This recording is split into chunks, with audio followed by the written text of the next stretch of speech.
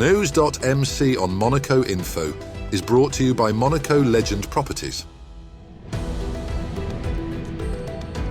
Our exclusive interview with the personalities making the Principality. My name is Richard Pactus. I'm the owner and general manager of Monaco Prestige Limousines. So the first part of my life was in this very town. I was born and raised in Monaco, and then I ventured off to London, and then after I went to New York to do something completely different. And then I came back naturally and started working with my father in the company. My dad was very much present in the ground transportation company world in Monaco. He started his company over 30 years ago, and throughout the years we've developed it into what it is today. That's what I was kind of very much born in, got used to. Primarily, we do airport transfers between Monaco and Nice Airport and vice versa. We are also very fortunate. Some clients of ours, they trust us for their European trips. So if we have to go to Spain or to Portugal, somewhere to Italy, we send cars. Sometimes they trust the drivers, they trust our cars and our vehicles. But the beauty of what we do is the destinations that we get to take our clients to. That's the really interesting part, seeing what are the beauty of our region. So we offer everything from a small sedan, so we have like a BMW 5 Series, through the Mercedes flagship, which is the S-Class, Mercedes S-Class. We have, of course, Mercedes V-Class, which is the van. We have a Mercedes GLS Maybach, which is the big Maybach SUV. We have a Range Rover, and then the long wheelbase, beautiful Range Rover. So we have a nice selection of cars that can cater to different kind of needs. We can outsource. We can also rent cars and put them under our fleet. Let's say we have 13 cars. You can take half of your fleet extra, so six, seven. Monaco, all the companies work together. You get requests. I remember once a woman was taking the last flight from Air France, and she missed the flight out of Nice, and she told the driver, she's like, okay, we're driving to Paris. So obviously, the driver was not expecting a 20-hour back and forth trip, but you do what it is. So then by respecting all the laws and everything, of course, every day is not the same. You start in Monaco on Monday, and on Thursday you're in Saint-Tropez, and on Friday you're in Cannes, and change of scenery, of daily scenery, which makes our job very interesting. We're fortunate that we work also with the hotels in Monaco and the surroundings, so it's very important that we always have someone on standby for those last-minute requests. English is a necessity. Then we have some drivers who speak Italian, some speak Spanish, some speak Arabic, some speak Russian. So we really have a nice selection, if I may say so, of languages at disposal for our clients, of course. Sometimes we get requests that you want an English-speaking driver, of course, or Italian-speaking driver, or some say, I don't want a specific language for whatever reason. So you have to cater to those requests. But then, of course, presentation is key in our company. So, black suit and nice tie, and which makes us different is just the quality of the cars. It may seem, some people may not pay attention to the certain details that are taken in a car, but our clients, I think that's why they choose us, because we go the extra mile and we get, the options in the nice cars. Our forte, we can have the best cars in the world, but if we don't have the best drivers or drivers that go with them, it's obsolete. So we are very focused also on the recruitment that we do. So in our line of work, it's quite a testament, I think, to what we do. And we're very also, because it's a family company. And I think our drivers, they feel that also. And they felt it very much recently also with the passing of my father also, when we all came together and worked.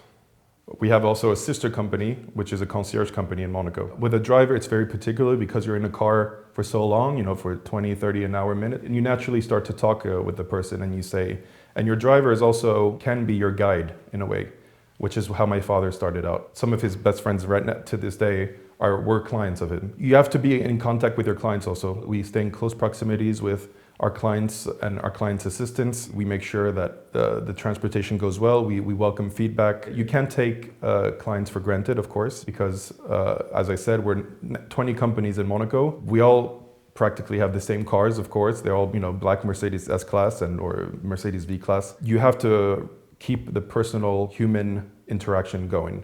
You can't just be, nowadays also with applications, you just flick open the application, you order your car, your driver is here, you say, you give 5 stars, you give a tip, and then you're gone. Obviously, we don't have applications in Monaco. That's why you have to keep that relationship going with our company and the clients. That's primarily the most important.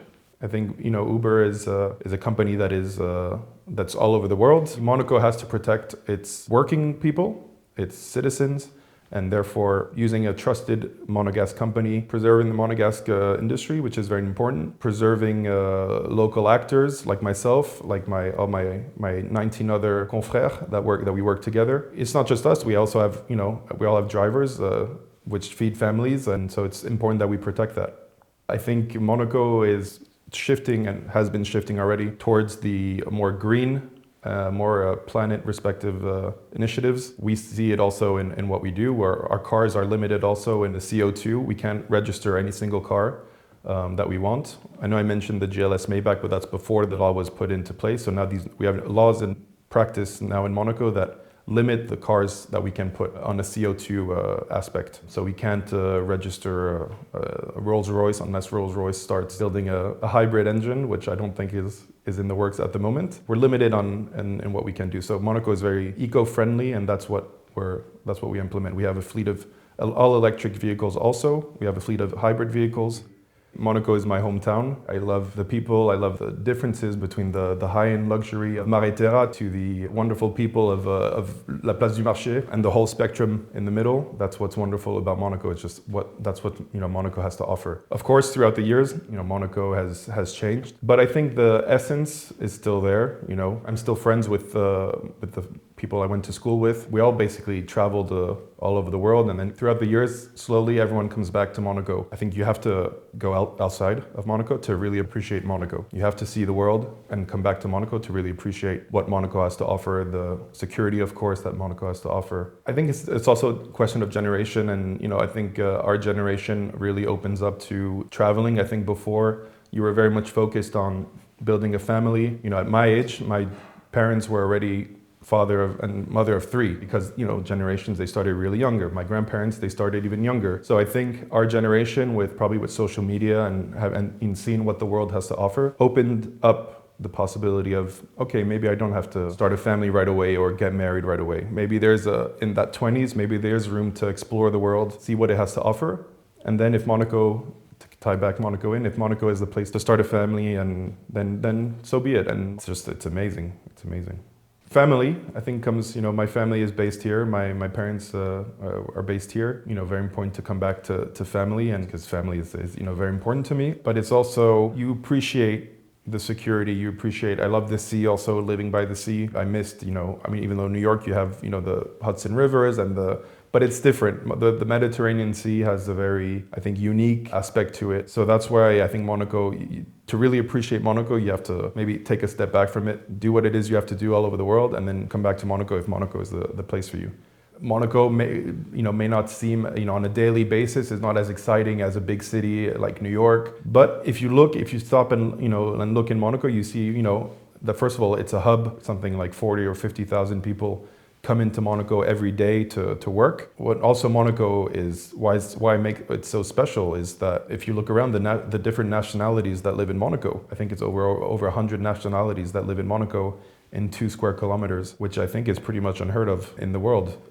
And it's also understanding and catering to all those 100 nationalities, because they all, everyone has their way of doing things and their expectations. And so it's how do you meet those expectations and deliver quality service that is acceptable for everyone. And also, what's so rewarding in what we do is that when we pick up someone, a first-time person that comes to Monaco on a honeymoon, on a weekend or anything, our drivers are the first person to welcome and to talk about Monaco, because naturally they're going to ask questions. What's this? What's that? What's this? That's what's also rewarding, is that our drivers have to be personable and they have to be interested in sharing stories or their anecdotes about Monaco. And so that's what's interesting also.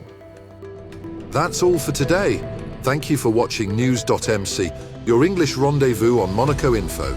Discover more interviews and stories on our websites, News.MC and MonacoInfo.com. This show was brought to you by Monaco Legend Properties.